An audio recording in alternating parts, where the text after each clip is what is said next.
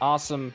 Hello, everyone. Welcome to this community showcase of the Mega Man X Reverse Retrospective. I'm your host, Focus ID, yet again, and here we have TimeLink running X8. Would you like to just explain who you are, TimeLink, and give us a little introduction? Yeah, sure. Hi, my name's TimeLink. I run a lot of Mega Man, and today I'll be running X8, and I'm really excited to be able to kick off this block here with what's definitely one of my favorite games in the X series, and it's not exactly one that's like popular or commonly ran, so I'm glad I can give it a little more attention now because I think it's a really fun speed game, and Yeah, for sure. looking forward to it. I agree with that for sure. X8 is super underrated, as I was just saying. A lot of people sort of skipped over the game after X7, and I think they are missing out entirely. It is very fast paced, this game, and if you love guitars and more hard rock music in your X series, you're gonna love X8. Because the music in this game is very intense for sure. It's fantastic. There's at least one song in this game that like everyone has heard of at some point. And I think everybody knows what that song is as well. It's gonna be a fantastic time. For sure. I'm excited with you as well, TimeLink. You actually ran for the GDQ relay marathon as well, and you and I were on the same team, and we won. So there we go. That makes hell yeah, that makes it the best combination. So are you ready to begin? I'm about as ready as I'll ever be. All right, I'll give you a countdown. Shockwave, are we ready on time? We are. Awesome. Okay, then I'll count down from 5. Go on, go. Okay. Okay. 5, 4, 3, 2, 1, go. All right. So this is Mega Man X8. We got 25 seconds of downtime right at the very start, just because of cutscenes, and that gives me the chance to talk about the intro stage here a bit. Because small disclaimer, there is a lot to cover about this game, so you might hear me talking a lot. The intro stage lets us actually play as every character starting right out, unlike in X7 where you only got one at the very end. And we're starting out with X over here. Something unique about him. X can use 2 buttons to fire his buster currently. Dedicated buster button as well as the special weapon button. That allows me to keep a charge while I'm firing this guy with lemons as well, and it allows me to take him down in few cycles and immediately move on to the next segment. Some of this is going to be really fast-paced. Next segment is Axel, and unfortunately he's the least used character throughout the speedrun, just because he needs to stop every single time he wants to attack, and unlike X, he never really gets a good appearance. There are also going to be lots of these enemy kill rooms here, where we're just going to be locked in a room with a set of enemies for a certain amount of time. Usually there's no way to speed them up, so you just kind of take them as they go, but they are a nice change of pace and a nice breather within what's a very execution-heavy run. So Axel's basically done over here, and he's going to hand the torch to Zero.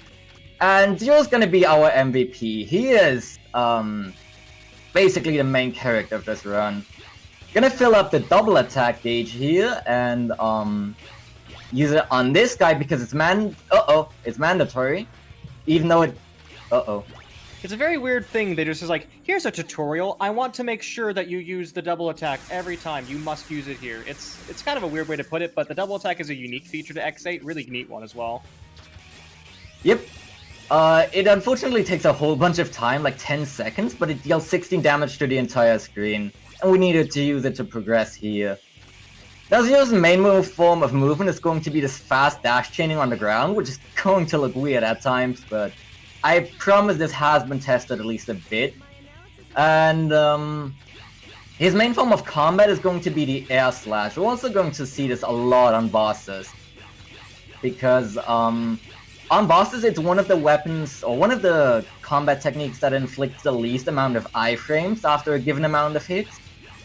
And honestly, boss HP is a pretty complicated thing that I generally try to cover but fail. But I'll do my best today. We switch back to X for this very last segment where we have Zero in the back, and the game intends you to use the double attack, but we're not gonna do so because it's slow, and the strat for this upcoming boss hasn't changed in, I believe, all the 16 years this game has been out, basically. So, since this guy always has a shield before you can attack him, we need to take it down with what I call an overcharge. There are actually 4 stages of charge in this game right off the bat. There's lemons, half charges, full charges, and then overcharges, which I can use to break shields here. And then I need to get 10 damage in, which I can most easily do with another overcharge, so the fight just ends up looking like this. It's not too exciting, but it does give me a good chance to talk about some other things, namely routing. Because there was a lot to cover regarding that too. We're gonna be starting out with Mana War, but we actually really want to go to Mantis early. Because Mantis powers up Zero incredibly, and that's going to be our first main goal. Mantis, however, requires Mana War's weapon to get a very important item for Zero, and since Mana War is not a typical platforming stage, it doesn't require anything to go fast in, we just put him up first and then go Mantis right afterward. For sure. Can I ask one other question to you as well, TimeLink? Yes, sure. The version of the game you're playing, is there anything specific about it compared to other releases of the game? Because X8 was recently-ish re-released on the X Legacy Collection, for instance. So... yes. This is the PC release. There are like 4 main releases of the game: PS2, PS3, PC, and X Legacy Collection. And this version and PS2 and PS3 all keep a very important glitch known as the spin fly glitch I'll get into later. For now, I'd actually like to cover Mana War because this stage is actually quite difficult to do. So basically this is like a card chase stage, and we need to keep up with Mana War as best as possible and kill him before the time runs out, basically. There's no set time limit, but at a point it becomes impossible to catch up. And I'm not actually controlling the way the stage is going. I'm just controlling X in his own little 2D space over here. This is usually regarded as one of the hardest stages in the game, and even in a speedrun, after you've practiced it loads, it can still mess you up. There are a couple of good catch-up spots if you need them, but if Mana War gets past a certain point, you've basically lost. This was a pretty good kill, still.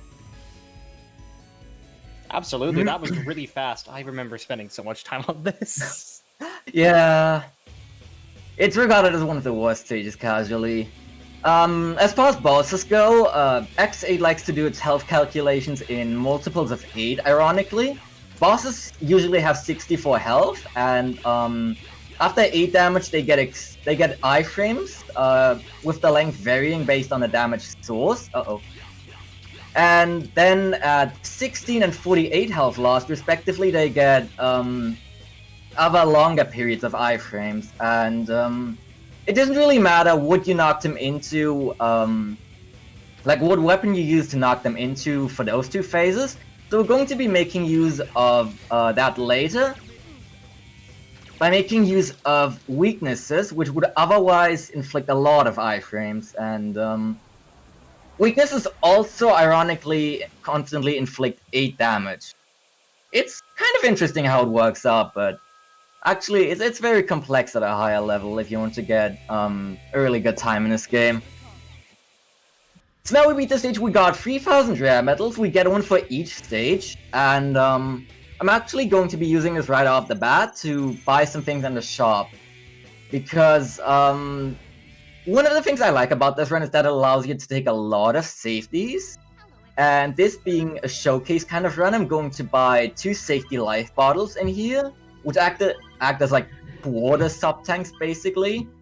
I'm gonna be powering up Zero as well as X for his appearance in the final stage. And then we're ready to go to Mantis, but we're not gonna be taking X, actually. This is one of 2 appearances of Axel in the game. I guess if you exclude the intro stage. Yeah, Axel best boy. Axel's my favorite playstyle in X8, so it is unfortunate to me that we don't use Axel much, but each of the playstyles in X8 are actually really varied. Like, casually, it's one of the best feelings just to swap between characters. Absolutely. This segment here looks pretty dangerous, especially this, but since most of the stage is on a local cycle, it's actually really easy. Speaking of, the next room has a spotlight gimmick. Those are all also on a local cycle, but kind of difficult to avoid because for some reason in the PC version of X8, the spotlight on the ground that's supposed to be there and give you a good idea of where the spotlight currently is and where you'll get caught, it's basically not visible on the PC version. You need to kind of memorize what to do. So I'm going to be copying this guy with a trance here shortly, because this is necessary for the deglaive for 0. And then I'm going to copy into this guy, give him a good salute, and then right after I'm actually going to betray him as soon as he opens the door for me. I'm sorry, buddy. Activating this generator is completely necessary for the deglaive. This platforms actually just won't spawn otherwise. And that also deactivates the spotlights, for reference. The ones you can't see. That makes the rest of this segment a lot easier. I'm amazed, honestly. I did not know, actually, the PC release, the original PC release, didn't show the spotlights. So it's kind of finicky starting out, but you get used to it, mostly. I did get caught by one in GDQ, I think. These guys with the swords here sometimes have the absolute worst hitboxes known to man for some reason.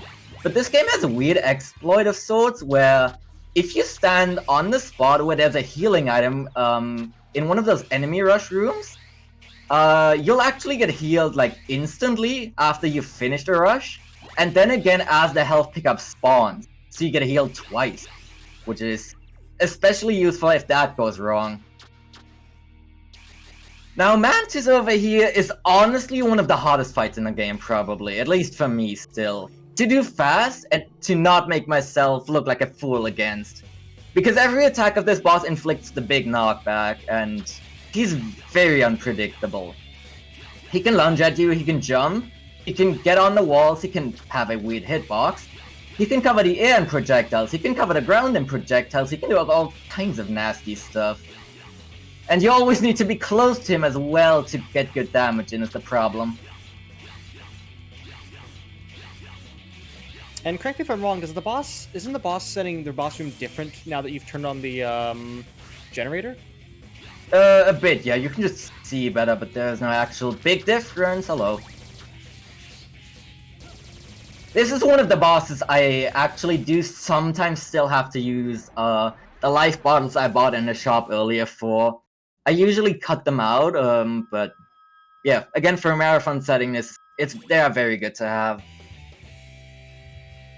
One thing to note that I'll be doing on every Maverick here is at the end of the weapon get animation on the PC version, you can actually just click the game window, and for some reason that'll skip like the last 5 seconds of it. I literally don't know why that works. It's not on any other version. I love that. I love that. This is now a point and click game, everyone. I hope you enjoy LucasArts, this LucasArts game. Alright, so now we have the deglaive and we have Mantis' Rositson technique. Mantis' Rositson allows you to continually hover in midair with the Z-Stay by hitbox out, which is very powerful to begin with, but there is a very, very known glitch associated with this, where if you hold an up direction on the left stick, so up left, up right, and then flick the right stick downwards, this happens. And we kind of just break the entire rest of the game with this. So why does this happen? I don't know. There is a mechanic where you can cancel Rositson downwards with a down direction, and I guess there was some sort of oversight in the code regarding that. As far as Antonyan goes, the red switches here flip the stage by 180 degrees, and the green switches flip it by 90 degrees. It's mostly basic platforming, but with a lot of spin flying in it, of course. How especially easy is spin flying? Hmm? How easy are these inputs to do? They are not too difficult, I would think, but of course I've done this a lot now. So now, I should cover the second part of the routing. So the reason we went to Antonian here is because on your third Maverick stage, you are guaranteed a Vile spawn instead of the regular mid-boss. So Vile will show up in 3 of the Maverick stages if you don't revisit any on a regular playthrough.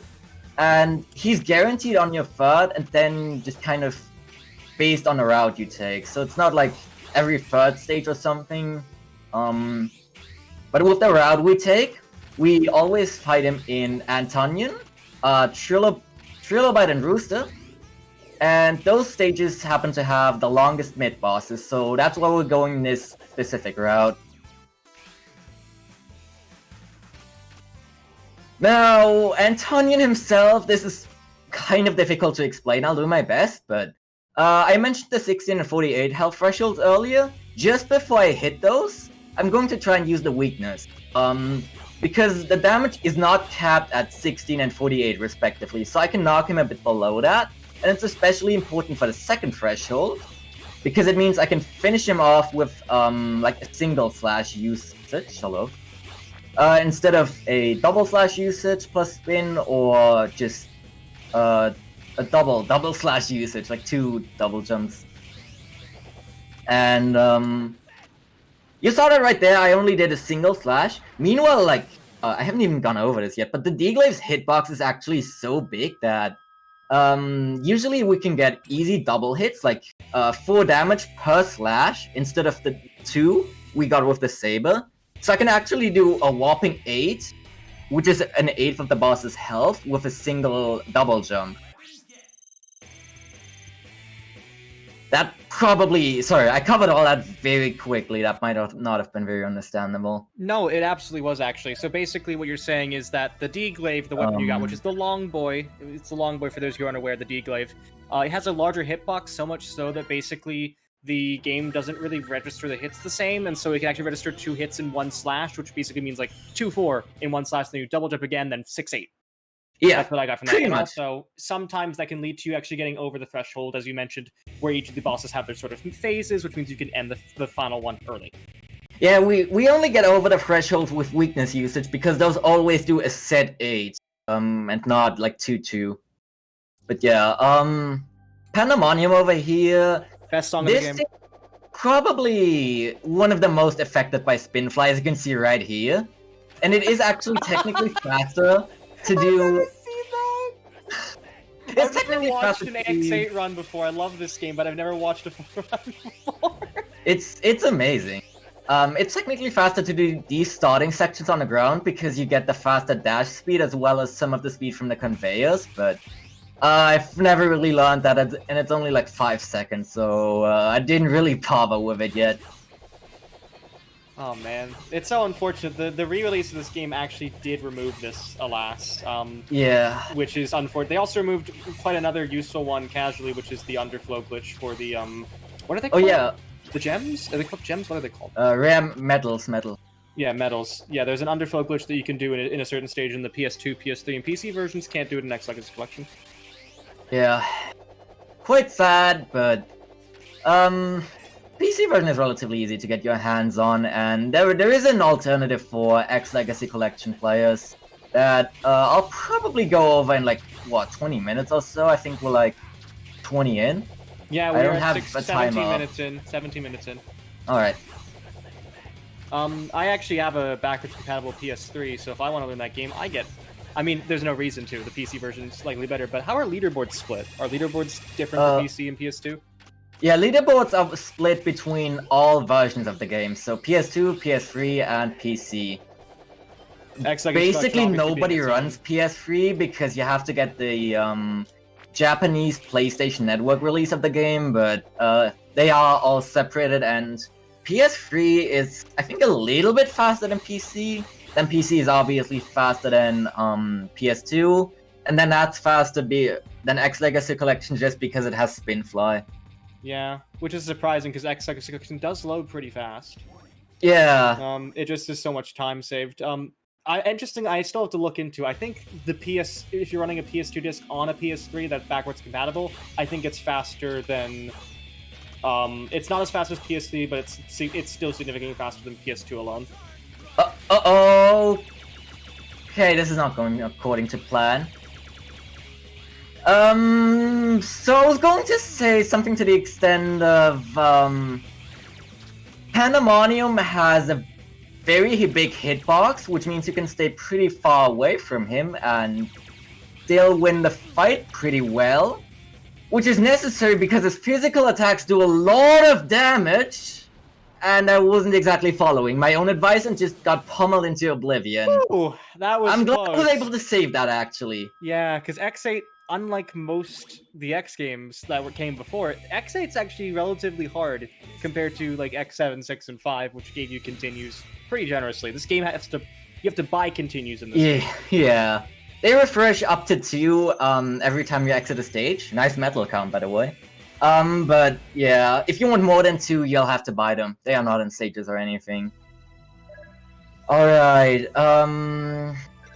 wait, no, that was my last chapter for a while before Pandemonium. Now we kind of get into an auto-scroller section of the game. Everybody loves those I hear, but really, I think in this game, they are not bad. It makes it feel arcadey, for sure. It feels like an arcade game to me in a lot of cases. It's very fast-paced, X8. This stage is unfortunately the very last appearance of Axel in this run.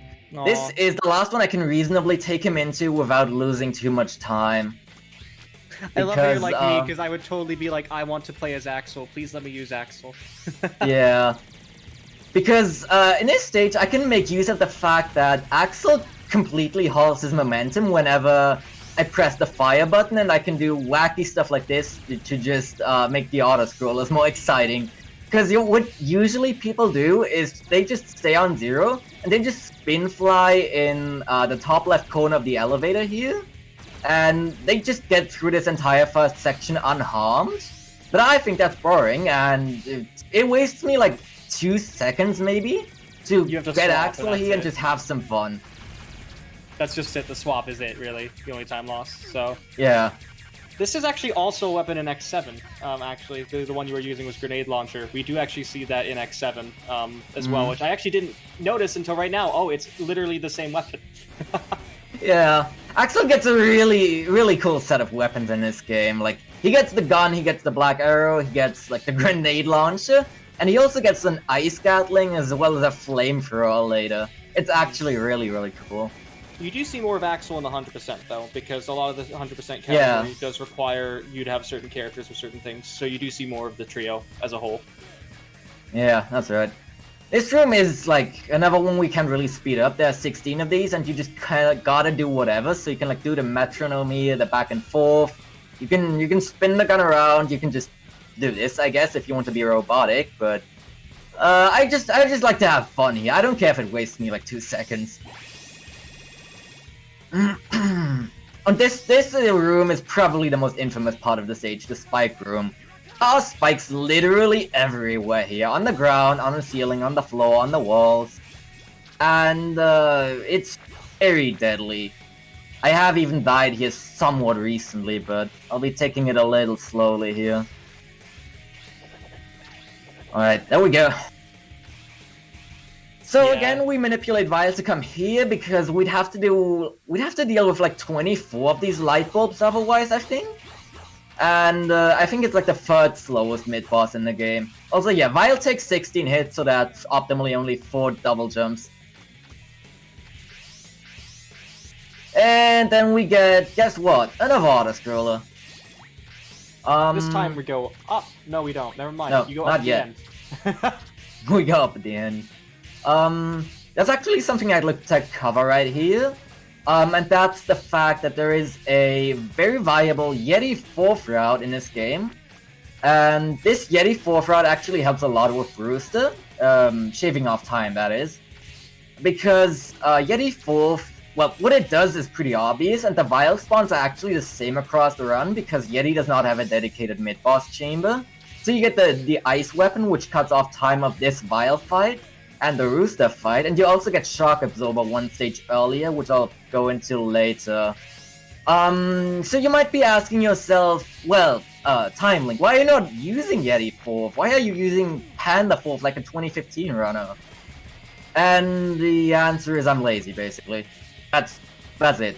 If anyone wants to sort out running this game, please do Yeti 4, thank you. Noted. Writing down the notes right now, because I am looking... This has made me more interested in this game than ever before. I love that. This is actually my favorite main Series X title. It's just that I actually... Until you told me you were running PC, I was like, don't you mean X Legacy? I was never aware that there was a PC release of the game. Yeah. It's a really good one. We actually get like a nice custom X cursor for this game, which I think you don't see on stream, but I always use it to click away the weapon gets, obviously. Yeah, you don't see it on stream. Alright. So Rooster is a very weird one. Like, I can never quite tell when this boss is invincible or not. He also gets 2 desperation attacks. It's like he's covered entirely in flame, and he also has this blue arm. And it's just like impossible to tell when he's invincible sometimes, because it really feels like he is when he shouldn't be, but yeah. He also, like, he gets 2 desperation attacks, he wastes double your time in the stage with auto-scrollers to begin with. Because these don't exactly do anything, he just kind of limits the arena very, very slowly. And there he goes. So, Focus, what do you think this stage needs? I think this stage really needs, like the reverse retrospective, to go backwards to another auto-scroller. Hell yeah! Do I have good news for you? Oh boy! Oh boy! Man, this game, wow, Sonic Heroes looks great. That's a reference to Power Plant, everybody. Who doesn't love the good old... It doesn't even look like lava on PC, though. It looks more lava-like on other places. Does it? Alright. It looks more like brown mud on PC. I can't really look at it, but I'll take your word for it. Minor thing, I want to have 6,000 medals by the end of the stage, which I usually easily hit every time. But that's just so that I have 15,000 by the end of Yeti to guarantee I can buy Shock Absorber. It's another thing that works out nicely in the route and the amount of safeties I currently take.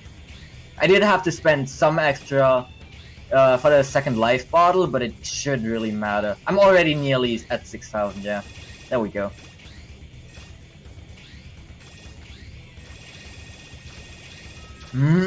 So that'll be it for the auto-scrollers for now. There would be one coming up, but we skip it, and well, this next stage is part of why the estimate is fairly generous. There is soft lock potentially here, and I have done so just today. So if I can like get that to not happen in a marathon, that would be fantastic, but yeah, you should probably save then? No, I have a backup save. It happens seemingly randomly. I cannot find a consistent way to get into this door. It works like 80-90% of the time, but sometimes it just won't work. The good thing is that I can see, like, when I'm about to soft lock, because the behavior of the door will be different, but... Here's hoping it doesn't soft lock. Yeah. But generally... this goes fine. Let's see how it goes. We're trying to skip a whole 2-minute auto-scroller here. Okay, I got it. Thank goodness. So, what the game actually does to prevent you from doing that is it literally just spawns an infinite army of that big robot on over at set intervals to the left, and one of those spawns inside that mid-boss room, and if he's far enough over to the right, the invisible wall that comes with him actually just won't let you walk into the regular mid-boss trigger. He'll never go away and you never regain control of anything. That is the weirdest way to avoid a player doing something I've ever heard. Yeah, you can see it like more visibly when you go further into the stage and then backtrack across all the robots. This guy is very random and very stupid, and his hitbox I cannot really explain. So the best we've really found to get rid of him is just to shuffle the crane back and forth a couple times.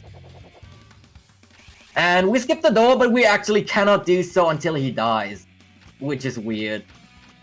Now, Trilobite, the obvious way to start this fight would be to start off with a Shuhazan, remove his armor, but I'm actually just going to Renyudan and temporarily remove it, like tickle him out of it basically.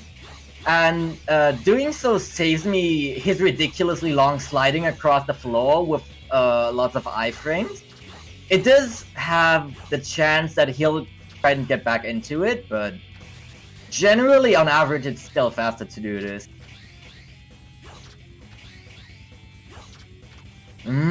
His balls can be really annoying depending on when he does them, and like if he does them in combination with his walls on the ground, because the balls all inflict big knockback as well. But soon that'll be a problem of the past, fortunately. So that's 6 Mavericks down, and like I said, Yeti will be coming 7th, and with 15,000 rare metals at the end of this stage, we'll be able to buy a lifesaver, really.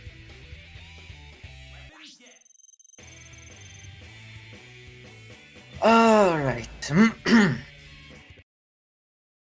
Gosh, seeing a clear time that fast is insane for that stage. Yeah. It's like a 2-minute back and forth auto scroll if you do it legitimately, so I'm glad that worked out the way it did. It's always a scary one to go into, especially in a marathon or a PB setting, like a good pace setting. Now, as far as Yeti goes, the best way of movement here, this is another ride chaser stage. The best thing to do here is just constantly swap back and forth between the characters and use both of their dashes, because they both regenerate simultaneously if you do so. So you get double the distance for half the recharge time, basically. Other than that, this stage is relatively simple. Its mid-bosses, or I should specify, its second mid-boss can be really tricky and time-wasting if it wants to. But there's not much to it other than that, because it's just kind of swapping back and forth while rhythmically pressing the fire button, so if you have anything you would like to say, now is the perfect time. Oh, perfect. Well, TimeLink, can I just say this is an excellent start to the showcase for sure. I am absolutely floored. I should have been watching X8 more intensely. This is arguably I'm going to learn this game now. I have no choice. Like, hell yeah. I must learn this. This looks fun.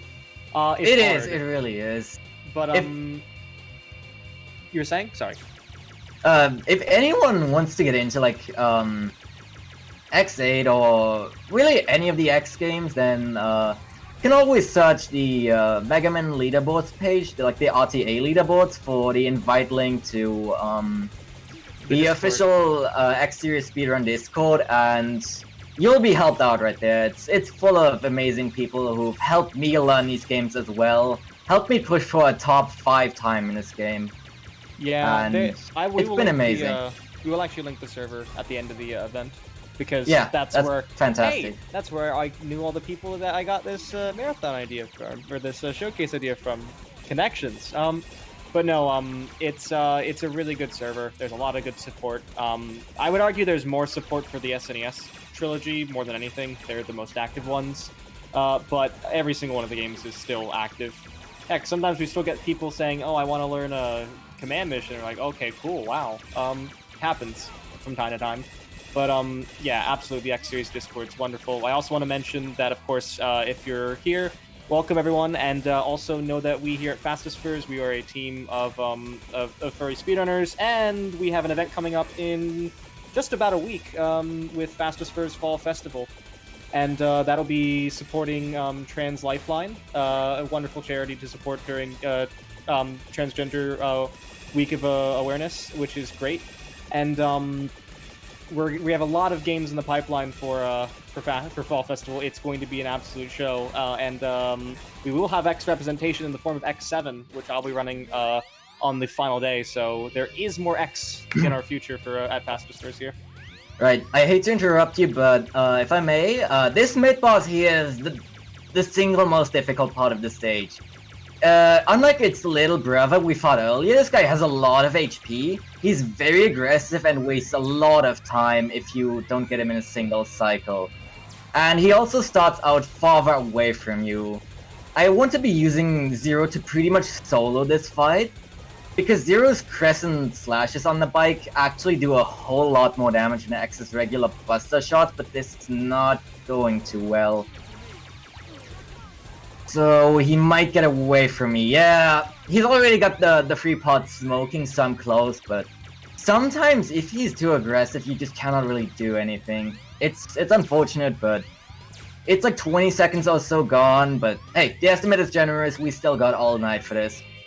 Yeah, for sure. I remember distinctly hating this mini-boss. Yeah, This left, is yeah. one of the most frustrating mini-bosses, because all those little orbs you see, yeah, they do damage and they slow you down, and if you dash into them at the wrong time, you also lose your dash, which is fun.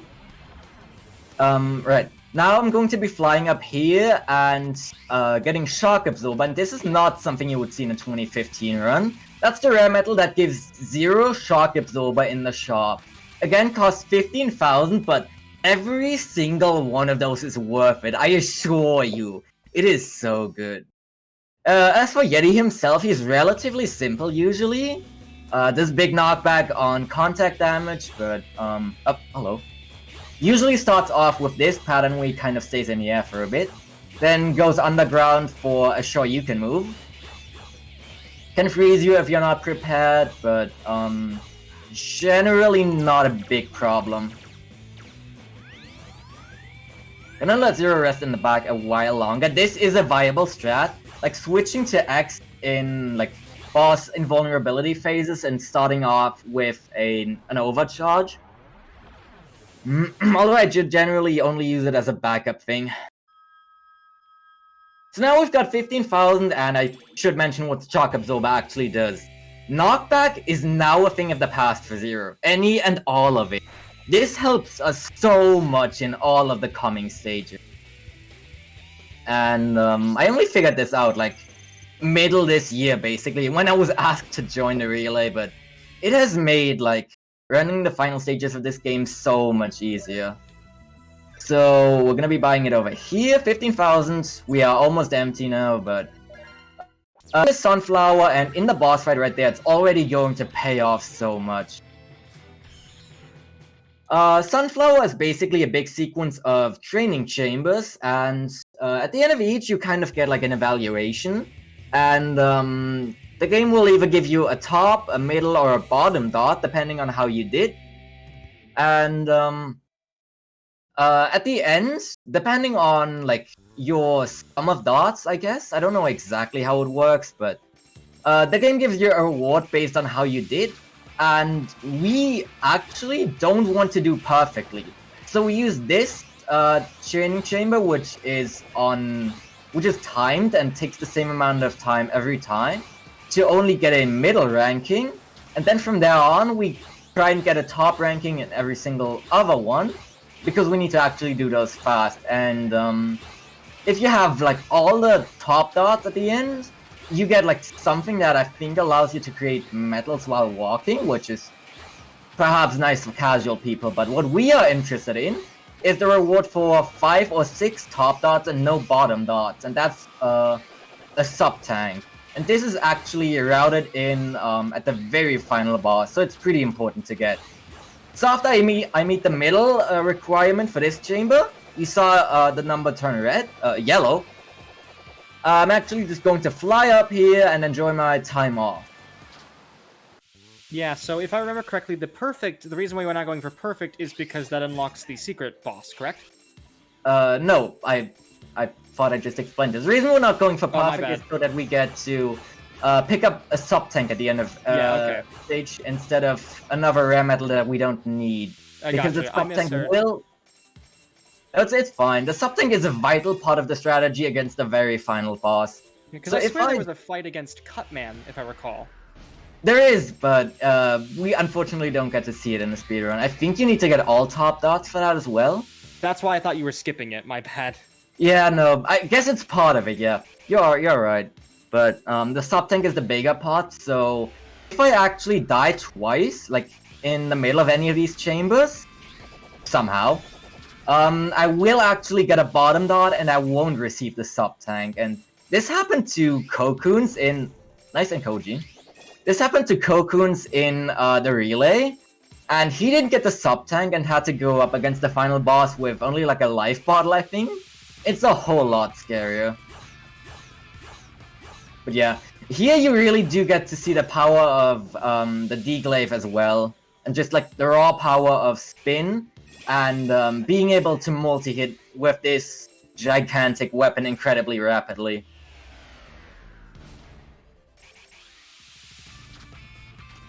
Here's one boss, and whoops, less than 2 seconds later he's gone. That one always scares me, because there's like sudden spike wall, oh great. Yeah. Some of the strats for in-between rooms are actually really cool and fun as well.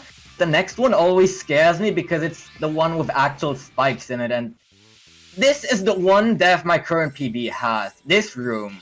These can be rather finicky, so I'm taking it slow. I believe everyone has died at least once in that room, casually. Alright, and this is the final chamber, so yeah, I've done everything right. I'm going to get my sub tank here, which is lovely. And then we can move on to the sunflower fight itself.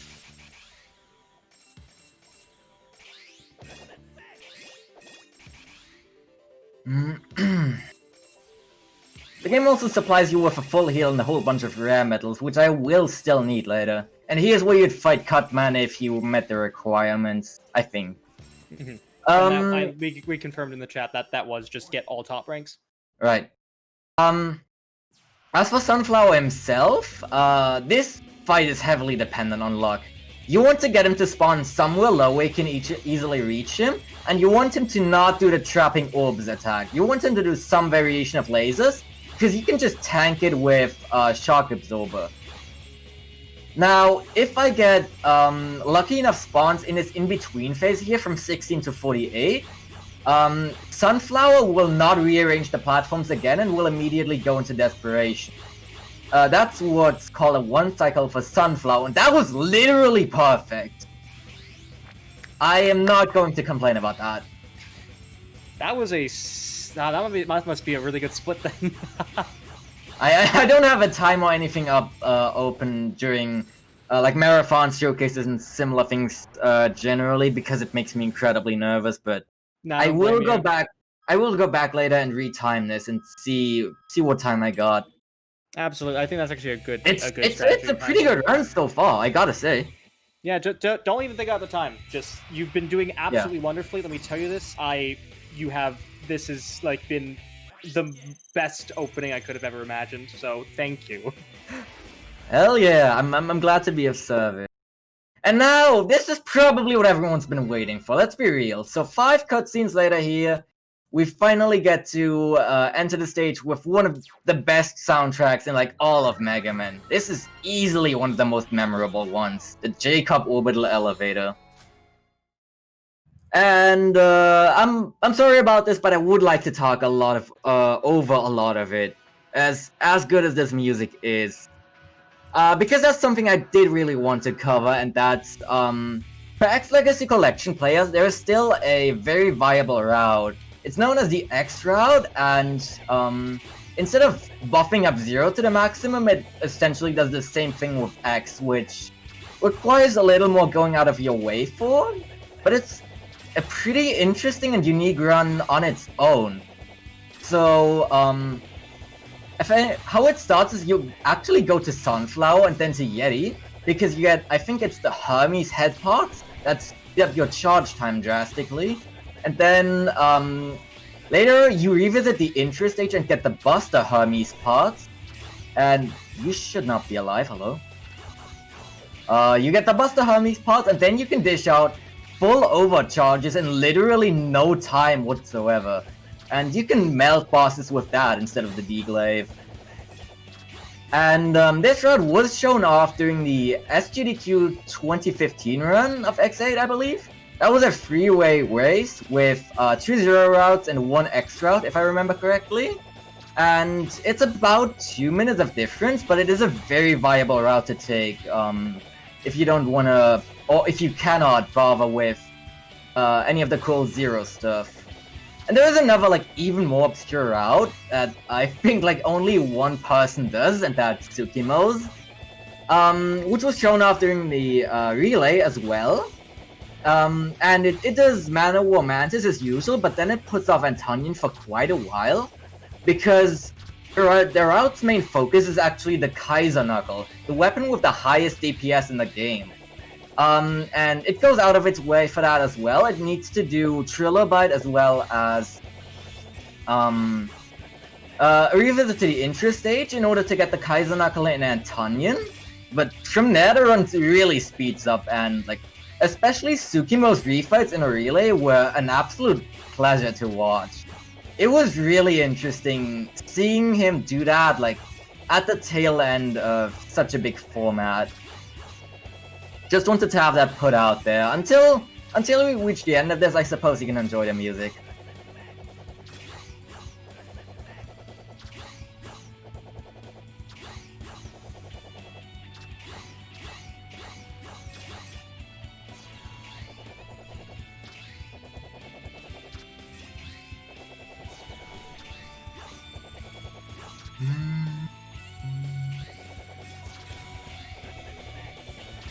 Alright, we're almost at the end here. So one thing I'm gonna mention is, you'll probably see a lot of runners on the PC version just do this for swag after they've cleared the last chamber here, and well, Zero's home planet needs him, and we're just gonna, you know, let him fly to the moon and beyond.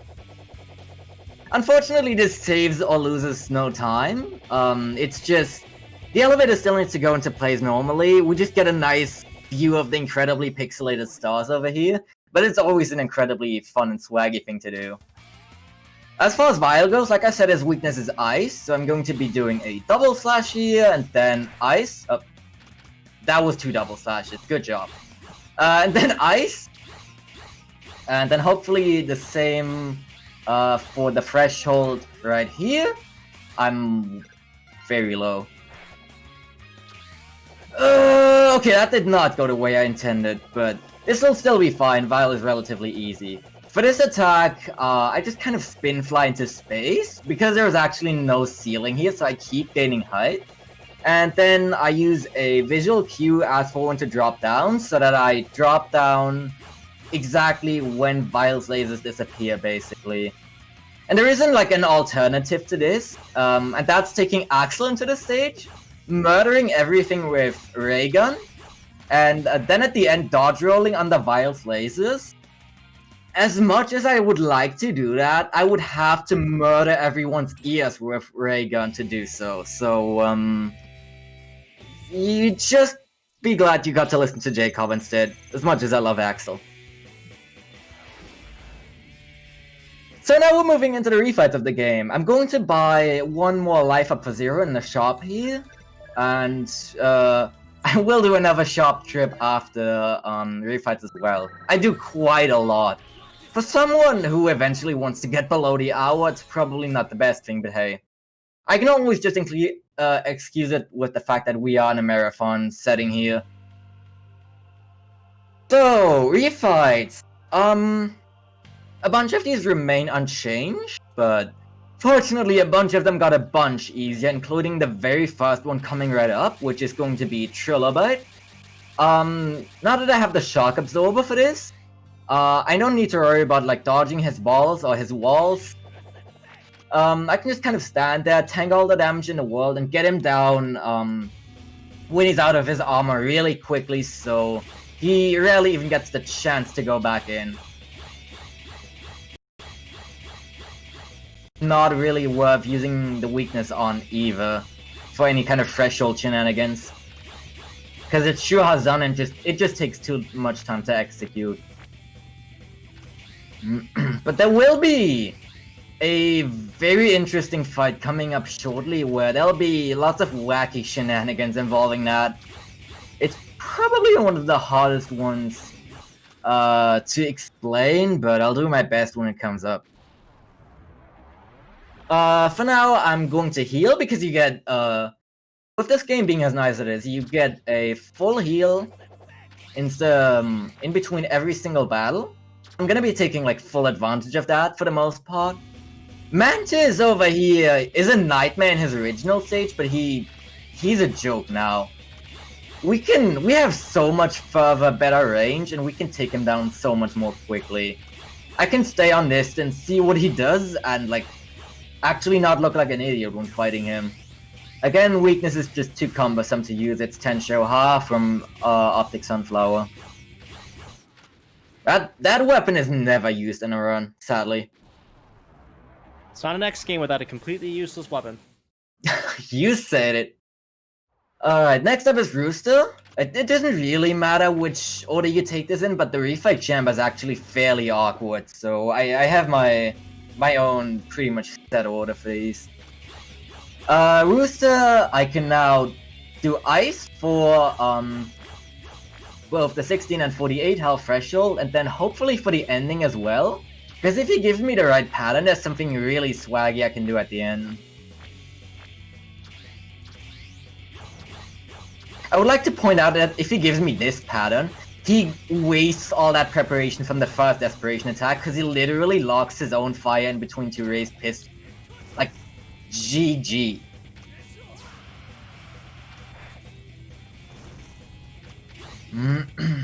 So now if I do this right... Oh, that was too early. Sad, but if you... Okay, I'm gonna need to do this the regular way. If you do it right and you get your 2 double slashes in when he's like in the bottom middle right there, and then you very quickly ice at the very border of those 2 up moving pistons, you can still barely catch him, and it's like the coolest finish ever. Now, yeah, it's pretty much the exact same, so I'm actually going to take this time and focus on the next refight, because the next one coming up is Mana War, and Mana War changes drastically. Our Z-Saber has been upgraded from Trilobite because it's effectively now just a shot deflector, and in doing so, because Trilobite's weapons are Mana War's weakness, Mana War will now always take weakness damage from regular attacks, and for speed purposes that's terrible because weakness attacks give lots of iframes usually. So what I'm going to do to get around that is to actually use Resistance and like try and time it so I get like 2 or 3 individual spin hits from Resistance, but not 4, because that also gives extended iframes, so it's fairly difficult to optimize, but what I'm working towards is that I have him at like 18 or 20 HP at the end, and then I weakness slash. And that gets him to like 8 optimally, and then I can, after he's done with his Desperation attack, defeat him with only a single slash. But I messed it up because that was supposed to be an immediate weakness hit. Oops, and now he's at 16, so the best thing to do in this case is probably to just weakness slash him twice, which you can now see how slow that is. So, yeah. Probably one of the harder ones to optimize, but it's really satisfying if you can nail all those damage calculations in your head, because you kind of always have to estimate boss health in this game, unfortunately. It does pay off when you do get it, though. Then we have Pandemonium. Pandemonium, you saw how much damage this guy can do earlier. Let's hope none of that happens again, because he goes down in only 8 hits if I do this right. Again, one of the bosses where the weakness is not worth using. It's Zenkoji, which is the puny downstab from Rooster. So that leaves us with 2, and that's Antonian and Sunflower. Antonian I briefly tried to cover in the original stage already, but now I can basically say that it's reverse Mana War. Because on Mana War, like I tried to use Spin for chip damage, and then used Saber as weakness hits. And here I'm gonna use Saber for chip damage and then Spin as the weakness hits, because Spin is his weakness. So if I can get him past the 48 threshold nicely, we're pretty much set, but if he gives me that pattern, there's no chance. Too bad. He's still at like 10 health now, so I can single flash and spin to finish this off, which is good.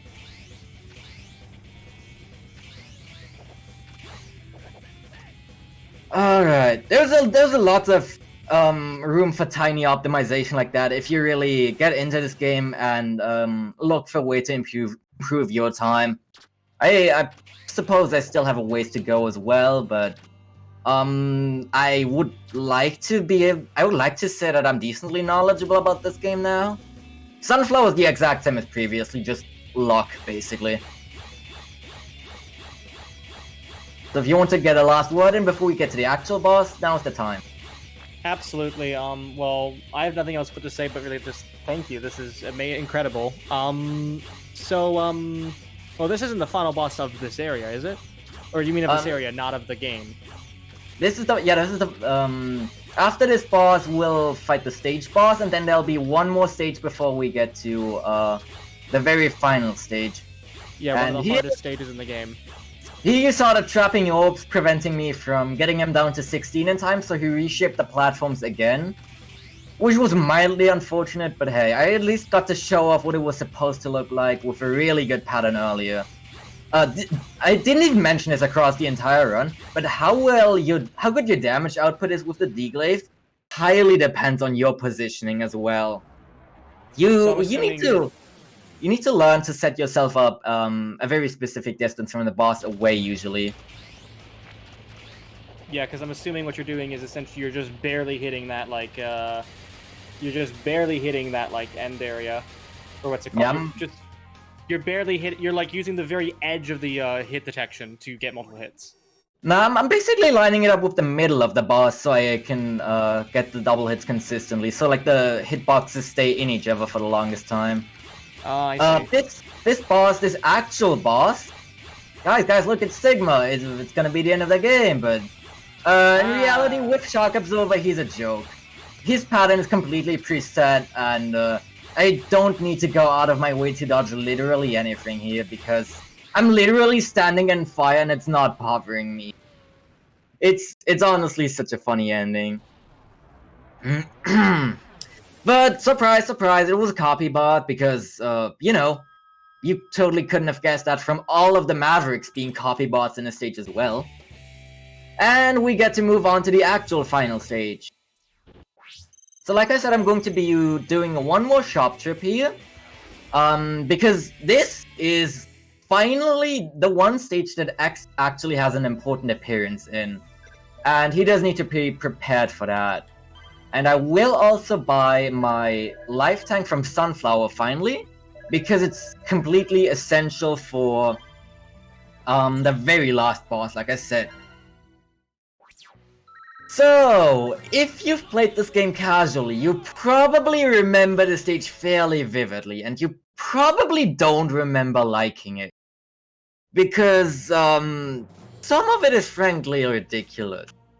In the speedrun, however, we have Spinfly, and that gives us a lot more options to do things, and, well, we won't be seeing much of the challenge of this stage.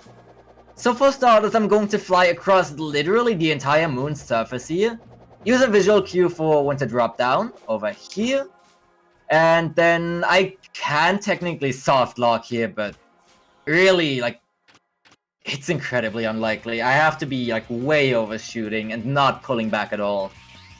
I'm going to be instant guard breaking Vile with Renyu done here, and then waiting out 2 iframe cycles and attacking with Ice. This guarantees that he'll not go back into his ride armor more than once. And it's the easiest and fastest known method of a 2 cycle on Vile. So, now we get to the fun part, basically. First we're gonna be zigzagging up nice and Koji. Zigzagging up here. And killing all these Sigma copies along the way. These 2 through the floor, which is funny. And then we're going to be swerving across huge beds of spikes and through a whole bunch of more Sigmas because we have Shock Absorber. And we don't care. And then there's a huge platforming challenge here that requires creative air dash usage, and we skip all of it. Sorry. I legitimately didn't even know how you would do that without Axel. I literally tried thinking, wait, how would I do this without Axel? Because I was like, I have to hover. What am I doing?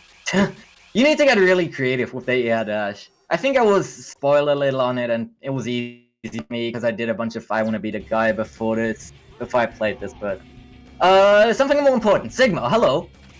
This guy's hitbox is only the red orb in his chest, and he's pretty tough because of that. We want Zero to save up on health, so this will finally be X's one appearance. This boss does not actually penalize you with ridiculous iframes on weakness hits, like most others, so we can reasonably do this, even though it's a little awkward to aim.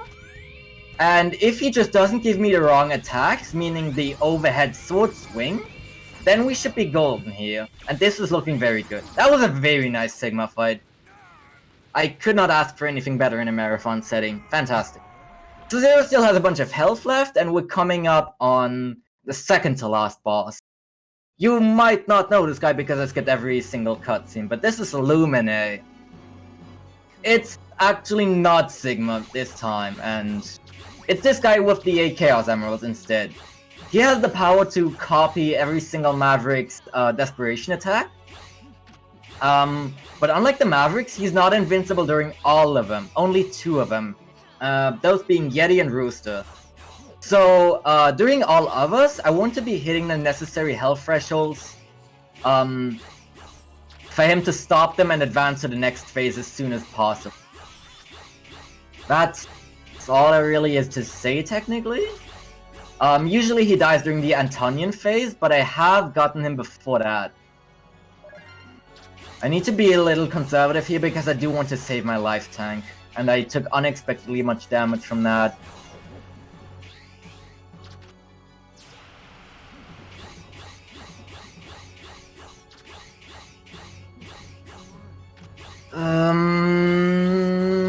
I don't know about this. Okay. I'm going to take this very safe, actually. Alright. So, yeah. Now is the time to life tank. Lumine 2 is a very heavy damage boosting fight. Intentionally so. This is the reason we grabbed the life tank. If we don't bring Lumine 2 to certain health thresholds in time, he's going to do a lot of ridiculously long, basically optional attacks. So during this attack, I want to be getting in as much damage as possible, and then I can skip up to 2 really long attacks of him shooting out weird beams of orange corn thingies. I don't even know what they are. But this is the one like corn attack you can skip. I don't know what it is. And there is a third you can skip right after this. So if I get him down to the Paradise Lost health threshold, right after this attack, we'll be moving into the very final phase of the fight and the game. I did not get it. The last one is the tightest. It's very good that the first 2 are pretty easy to get because those are also the longest. So I need to break Lumine's shell here 3 times and then initiate a double attack to win. And time is going to be as soon as the double attack ends and Lumine's explosion starts. That's a bad spawn. I need him to go low. Come on. Lumine, cooperate. Okay, good. Thank you. And yeah. Time is coming up very shortly. It's going to be right as he starts exploding. Which is now. There we go. That's Mega Man X8. Congrats, the time on our end is 1 hour, 2 minutes, and 3 seconds. That's not bad at all. That's 2 seconds slower than the time I got at the GDQ relay, and that was already pretty good. My current PB is 1 hour, 46 seconds, but that was... I will very happily take a low 102. That is 8 minutes faster than estimate, so I mean, that's really good. Yeah, there's a lot that can go wrong in this game, and there is a bunch that did go wrong, but that still went quite a bunch better than I expected, and I'm very happy about that. So, yeah, that's Mega Man X8. It's definitely become one of my favorite speed games since I picked it up. because I actually only did so like right before the relay in May, and I didn't think I would be sticking with it for very long, but it controls like super smoothly. Every stage has something completely unique and fun, and it's just a whole lot of fun to play around with the D-Life and demolish literally everything in your way. She's all the platforming with spin, flying, and just...